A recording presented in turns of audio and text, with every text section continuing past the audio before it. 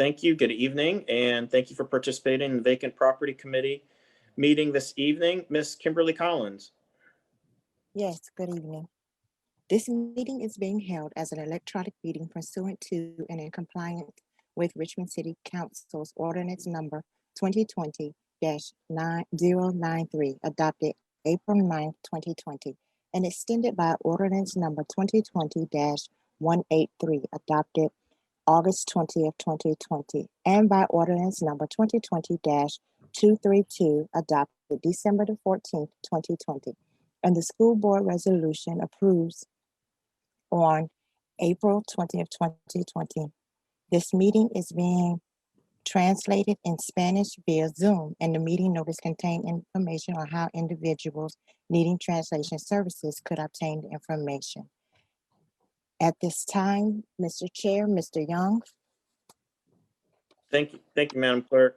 Most grateful. If you would please commence with a roll call of committee members. Yes, sir, I was calling. Mr. Young. Present. Mrs. Stephanie Rizzi. Here. Mrs. Dawn Page. Mrs. Cheryl Burke. Mr. Paul McCullen.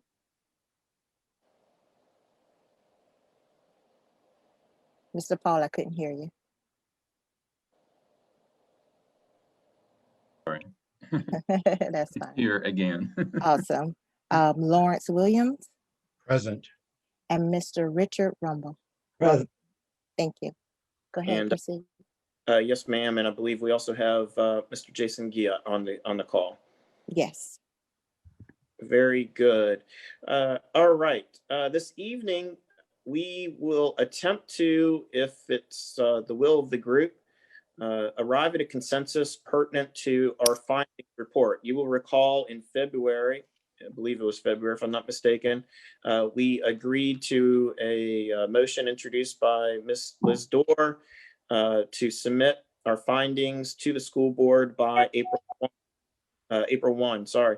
And the intent of the document for persons who may have just hopped on or joined the call, said document as amended was sent to you most recently at 5:30 today. So the document enclosed in the email sent at 5:30 today.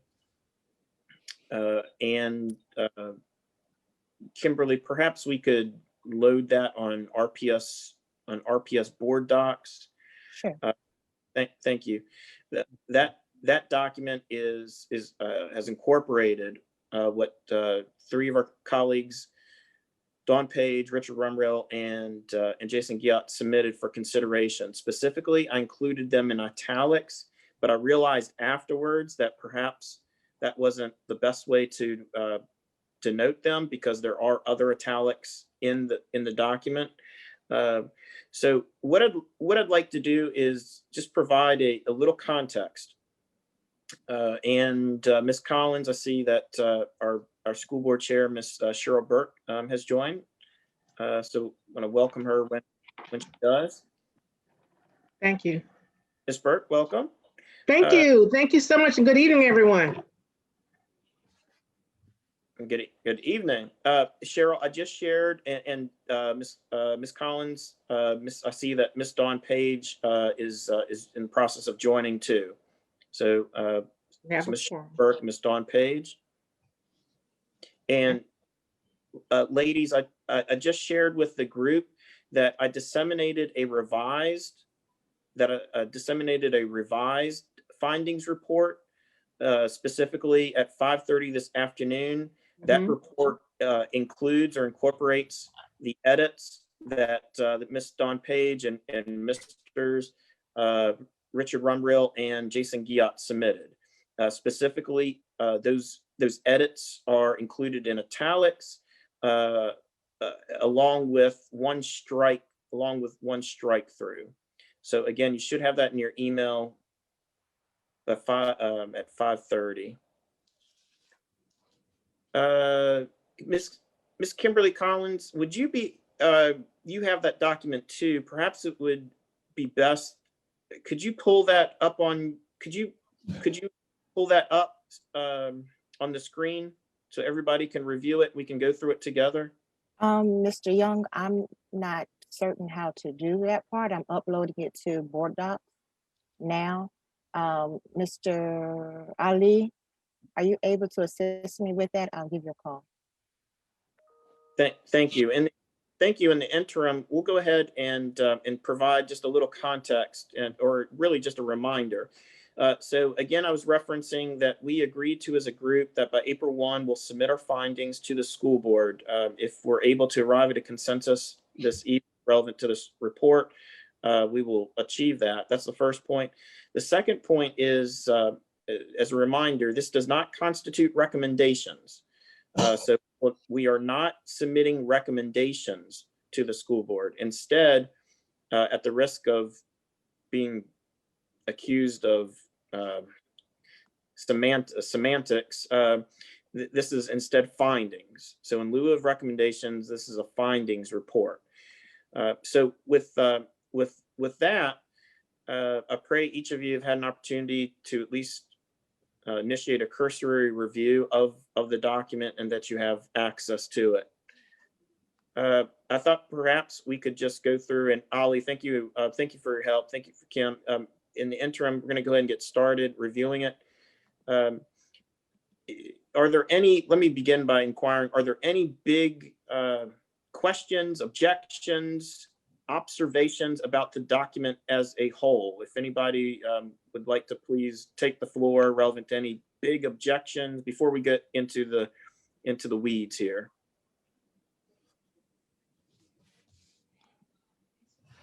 All right. Then there on first page, we lead with just a description of who we are as provided for in the enabling language. When we first adopted this, as a reminder, this was born out of the rezoning process. So some information relevant to who we are and what we do. I don't suspect that there are any concerns or objections, but if there are, please speak speak now. I would say or forever hold your peace, but truth is that's not true. But any objections, observations there? If not, Moore Street School.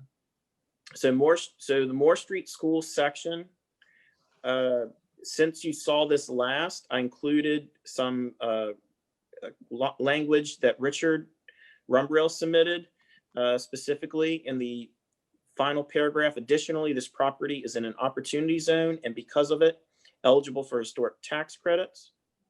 There was discussion within the committee relevant to prioritizing this property because of said property's location within opportunity zone. That second sentence was submitted by Jason Giat. Hey, Jonathan. Jason, yes, sir. Just as a matter of clarification, because I don't know who's going to read this report, but the property is in an opportunity zone and it is also eligible for tax credits, but it's not because it's in an opportunity zone. Oh, very good. So Yeah. They're really two different districts. It just happens that this property is in both. Does that make sense? It does. I just don't want to mislead anybody with the language in the document.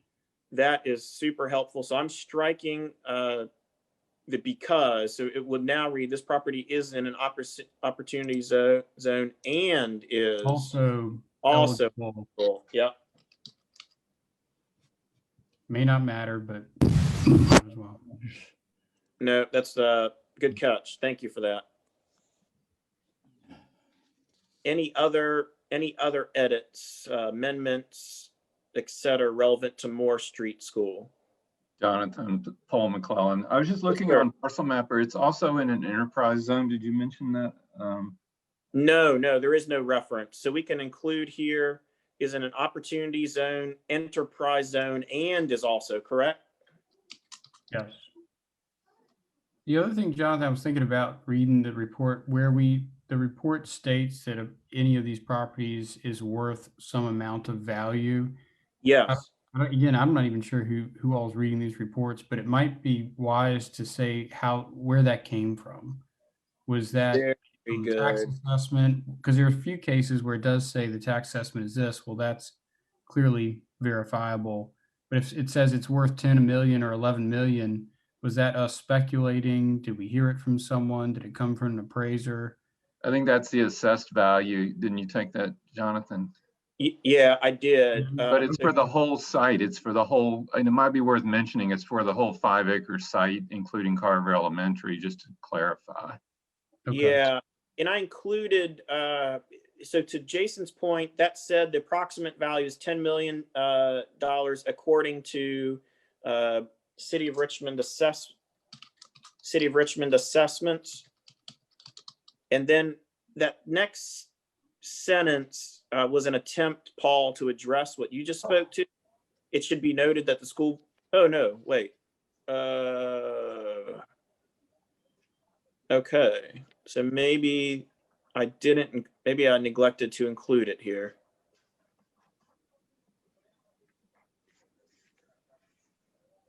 I thought it would be good to say the acreage of the site. It gives you context for that dollar value too, because it's 5.075 acres. Sorry, I'd skipped ahead, was looking for some language. Can you say that again? What's the acreage, Paul? 5.075 acres.